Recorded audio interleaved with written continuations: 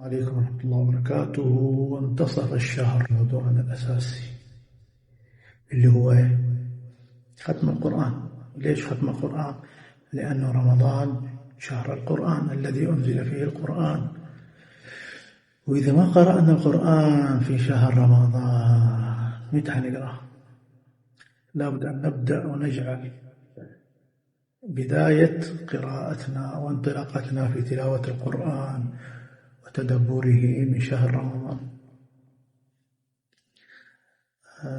كفاية ضيعنا أوقات كثيرة في عدم قراءة القرآن وتلاوته، لكن نسأل الله أن نكون ممن يطبقونه. الأهم التطبيق ومهم التلاوة حتى تكون من أهل القرآن الذين هم أهل الله وخاصته. الاثنين ما ينفكوا عن بعض، لكن التطبيق هو المهم. التطبيق هو المهم. يظن الكثير أن تلاوة القرآن وكثرة تلاوة القرآن تجعلك من أهل القرآن وأهل الله خاصته. نعم، هذا الجزء الأول، لكن الجزء الأهم التطبيق. فكيف لغادر أو حرامي أو مفرق بين الناس أو المخبب للزوج على الزوج أو الزوج على الزوجة أن يكون من أهل القرآن إذا لم يطبق كلام الله عز وجل على أرض الواقع؟ فهو ليس من أهل القرآن، فبالتالي ليس من أهل الله وخاصته. انتبهوا. اللي ما يصلي، ما هو محافظ على صلاته، مفوت الصلاة، يرتكب الكبائر، كيف يبغى يكون من أهل القرآن؟ أهل القرآن طبق على أرض الواقع.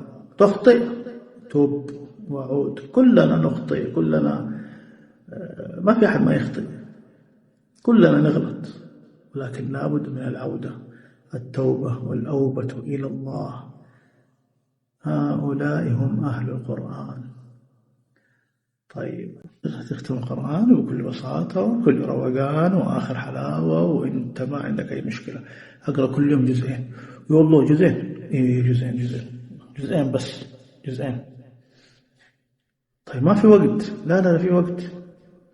الجزء يأخذ من 10 دقائق، من 20 دقيقة إلى 25 دقيقة، يعني الدقيقة الصفحة من دقيقة إلى 15 دقيقة وربع، حاجة زي كده.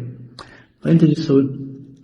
بعد الفجر، قبل صلاة الفجر أنت مع الأذان تروح المسجد، أو بعد الأذان بشوية قبل ما نصلي سنة الفجر حيبقى معك 5 دقائق أقرأ في القرآن. هذا خلص من 5 إلى 4 صفحات، 4 إلى 5 صفحات.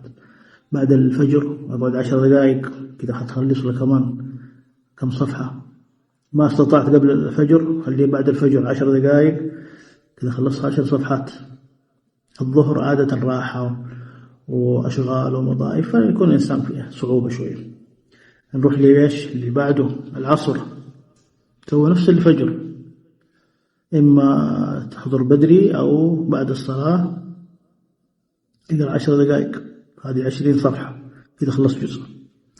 نجي المغرب، أفطر عليك بالخير وسوي أمورك واجلس مع أهلك ودردش وبسط واشرب عصيرك، بيبقى معاك من ساعة إلى 45 دقيقة قبل أذان العشاء. 10 دقائق، ما نبغى منك كثير، 10 دقائق بس، مع أنه القرآن يحتاج لك أنك أنت تفرغ نفسك له، لكن معلش 10 دقائق، هذه 10 صفحات.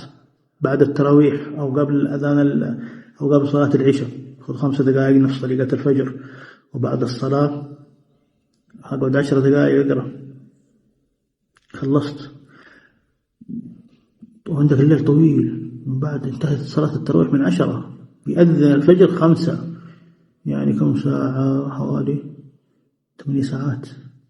بالله ما تقدر تقرأ جزء فيه كمان كده؟ لو قرأت كمان كنت قرأت 3 أجزاء، وتقدر تقرأ جزئين يصير 4 أجزاء. إذا قرأت عموما جزئين في اليوم فأنت تقدر تختم القرآن مرة واحدة، وإذا قرأت 4 مرات تختم مرتين. تختم كم؟ مرتين.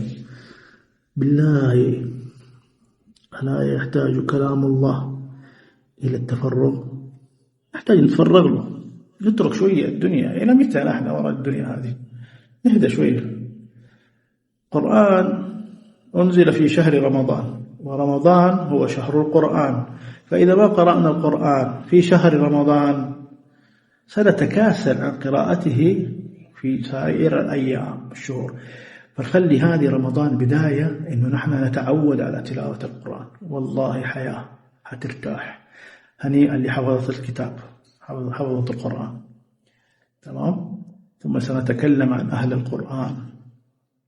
هل أنت وأنا من أهل القرآن أو من تالين القرآن، القارئين للقرآن؟ انتبه.